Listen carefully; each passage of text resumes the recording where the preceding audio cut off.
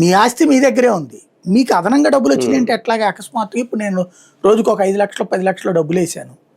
అప్పుడు మీరు అది లెక్కల్లో చూపించని అమౌంట్ కాబట్టి అది ల్యాండరింగ్ అవుతుంది. అలా కాకుండా మీకు ఎప్పటి నుంచినో ఆస్తి ఉంది, వ్యాపారం ఉంది. ఆ వ్యాపారం వల్ల నెలకు ఒక 25,000 20 లక్షలు 50 లక్షలు డబ్బులు వస్తున్నాయి, మీ అకౌంట్లో పడుతున్నాయి.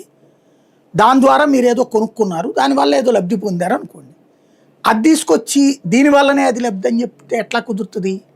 ప్రస్తుతానికి కుదురుద్ది ప్రాథమిక సందర్భం. అంటే మొదటి నుంచి చెప్తున్నది అదే కదా. తర్వాత విచారణ దగ్గర అక్కడే కదా వీళ్ళు ఎందుకని జగన్ ఏం చేయలేకపోతున్నారు. ఇప్పుడు డిస్టిలరీల దగ్గర నుంచి తీసుకున్న లంచాలు కొంతవరకు ఎన్నికలకు ముందు ఖర్చు పెట్టేశారు, కొంతవరకు బంగారం కొనేశారు, కొంతవరకు వేరే వ్యాపారాల మీద పెట్టేశారు. దానికి అంతటికి మూల కారణం ఈ నెట్వర్క్ అంతా ఈ అవినాష్ రెడ్డి నిర్వహించాడు అనేది. అప్పుడు ఇంక క్యాష్ ఎలా అదే అనేది. మొన్నటిదాకా రాజకేశ్ రెడ్డి చేశాడు, అంతకుముందు చెవిరెడ్డి చేశాడు, అంతకుముందు మిథున్ రెడ్డి చేశాడు. 11 కోట్లు ఎంతో దొరికినాయి. 11 కోట్లు కూడా తర్వాత ఏమైంది, అందరు ఎదురుకున్న కళ్ళ ఎదురుగుండానే కనబడింది కదా. ఎందుకు కలిపేశారు 11 కోట్లు ఇతని అయితే? రాజకేశ్ రెడ్డి అయితే రాజకేశ్ రెడ్డి ఏమని పిటిషన్ వేశాడు ఆ రోజున? నిజంగా రాజకేశ్ రెడ్డి అనుకుందాం, నా వేలుముద్రలు చూపెట్టమన్నాడు, నా మనుషులు వేలుముద్రలు చూపెట్టమన్నాడు.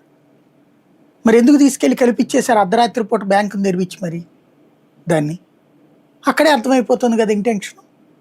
ఇక్కడ సమస్య ఎక్కడంటే డబ్బులు అందులో ఉంటే కనుక సీజ్ చేయడంలో తప్పు లేదు. ఇక్కడ సమస్య